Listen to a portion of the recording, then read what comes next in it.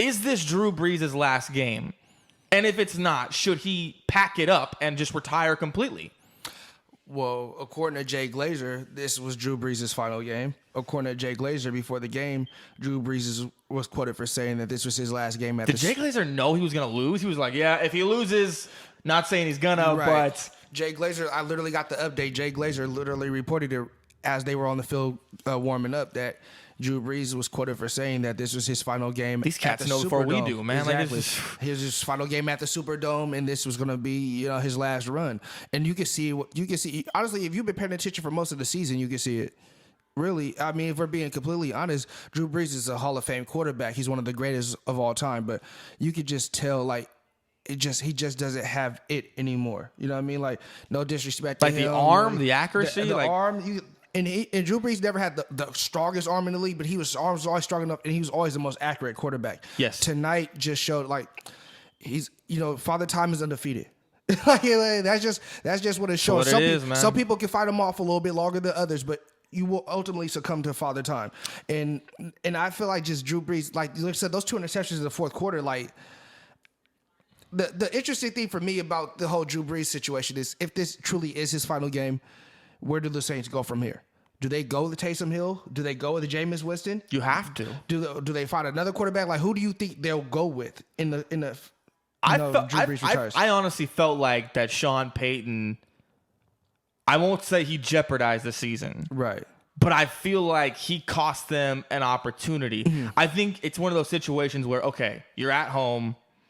The only big play you've gotten all day was from like the flea flicker end around pass. The end around pass that when Jameis hit the dude downfield. Yeah, right.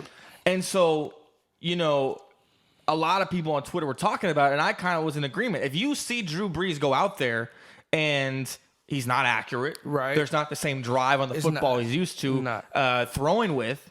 What do you have to lose? Because you're going to have to make big plays down the field. Yeah. To get the game in your hands. And what really puzzled me was, like, if you see Jameis, it's only one pass. Right. But what really do you have to lose if you know that Drew isn't what he once was? It's hard in that situation because, number one, Sean Payton has great loyalty to Drew Brees. He does. And he would not want to be a situation where he might have known it was his last game and you want to yank the guy. Right. But I find it hard to believe you don't have more of a devotion to the team getting to where they need to go with the amount of talent they have on that team. Right. And they've underachieved. Let's be real. They've underachieved with a whole bunch of home playoff games. They should have more than one Super Bowl win, as opposed to loyalty to the quarterback. Right.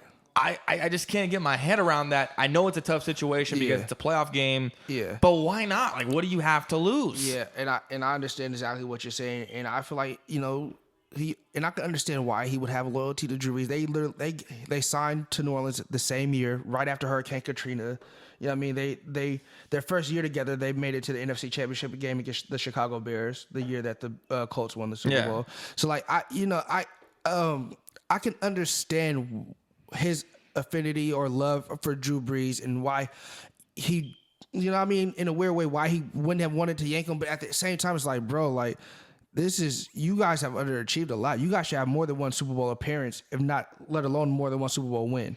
You know what I mean? Like, with the amount of talent that you guys have had, people calling Sean Payton at one time the best offensive play caller in the league. At one time they did. I must agree. Yeah. That one time that he was called the best offensive play caller in the league. You guys should have more than one Super Bowl appearance and for sure more than one championship. And the one thing about it is that, like, okay, what's the one thing about Drew Brees that they have always been able to rely on? He's accurate. Yes. He wasn't accurate tonight. No, he was not. He not. cost them the game. If there's one person who did. And I can't wrap my head around the fact they threw the ball 35 times. Yeah. And Michael Thomas didn't catch a single pass. That's crazy.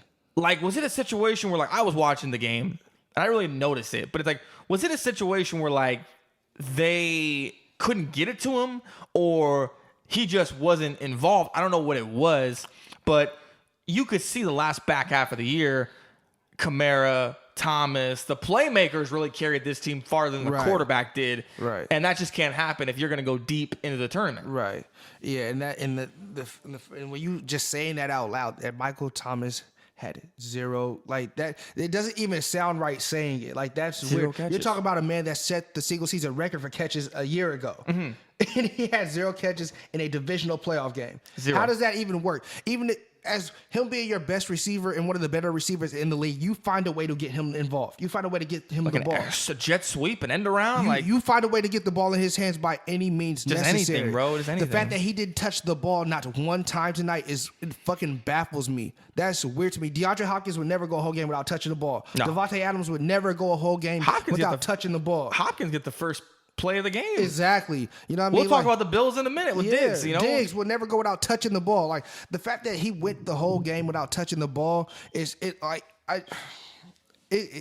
just hard to wrap my head around that. And just Drew Brees he just doesn't have it anymore. Like, you know what I mean? And he's older now. It happens when you get older. You don't the arm strength isn't there anymore. You clearly weren't as accurate. You know what I mean? Like the big story though is that they've got Hill on this major contract. they do, and you're not going to tell me that Hill is a starting quarterback in the league. Yeah, what we see from him when he started when Drew Brees was out didn't show me he was a If starting you're quarterback. going towards the future, Hill is 30 plus years old. He came into the league at like 24, 25 or something. But at the same time, it's like if you are hitching your wagons to Jameis, like what's the one thing we've always said about Jameis that has always been a problem? It's like Jameis will take you on a ride. Right. He'll either crash the car or he'll even put you in first place. He'll take you on a ride. Jameis will take you on a ride, but he's not accurate. He throws for a whole bunch of yards, but he's not accurate. They just lost a playoff game because the quarterback was not accurate with the football. Right. So you're damned if you do and you're damned if you don't. But I don't know where they go from here, man. They've got a lot of talent on the perimeter and defensively with Lattimore and Jordan, but they can only go so far as the quarterback takes them. Exactly.